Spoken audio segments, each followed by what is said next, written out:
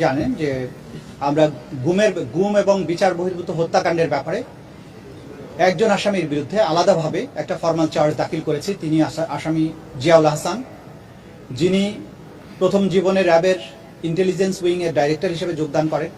পরবর্তীতে তিনি র্যাবের এডিজি অফিস হিসাবে দায়িত্ব পালন করেছেন। পরবর্তীতে ন্যাশনাল টেলিকমিউনিকেশন মনিটরিং সেন্টার NTMC-তে দায়িত্ব পালন করেছেন।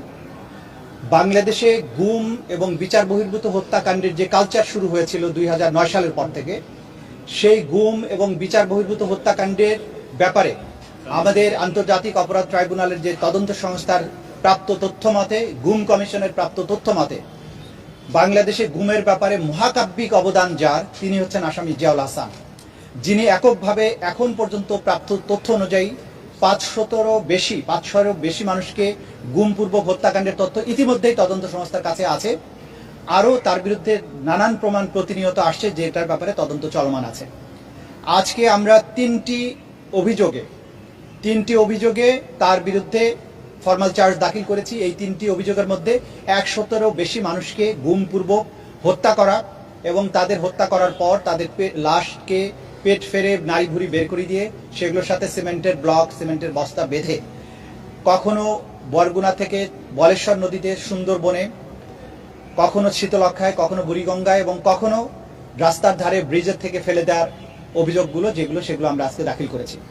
আমরা এখানে মূলত তিনটি অভিযোগের বিচার প্রার্থনা করেছি। বাকিগুলোর ব্যাপারে বলেছি যে সেগুলোর ব্যাপারে এত বিস্তৃত তথ্য যে সেগুলোর তদন্ত এখনো শেষ হয়নি বলে আমরা সেই ব্যাপারগুলোতে আলাদাভাবে তদন্ত রিপোর্ট দাখিল করার ব্যাপারে আমাদের তদন্ত সংস্থা প্রস্তুতি নিচ্ছেন।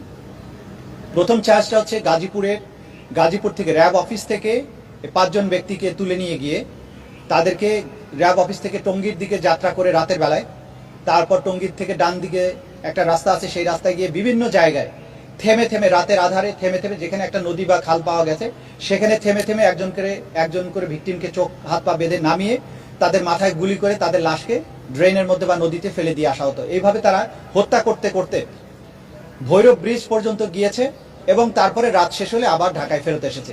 এই অভিযানে মোট 3 জনের ব্যাপারে আমরা অকাট্য প্রমাণ পেয়েছি। বাকিগুলোর ব্যাপারে আমরা জানতে পেরেছি, কিন্তু সেগুলোর আইডেন্টিফিকেশন পরিপূর্ণভাবে সম্পন্ন না হয় সেগুলোর ব্যাপারে আমরা বলিনি। যে 3 জনের লাশকে পাওয়া গিয়েছে, যেগুলোর ব্যাপারে তথ্য প্রমাণ অকাট্যভাবে পাওয়া গিয়েছে, তার জিয়াউল হাসানের ইনভলভমেন্টের তথ্যগুলো অকাট্যভাবে পাওয়া গিয়েছে, এই একটা চার্জ হিসেবে প্রথমে তার বিরুদ্ধে আমরা দাখিল করেছি। দ্বিতীয় যেটা হয়েছে, ঢাকা থেকে এবং সারা বাংলাদেশ থেকে বিভিন্ন রাজনৈতিক ভিন্ন মতাবলম্বী মানুষকে গুম করে ঢাকা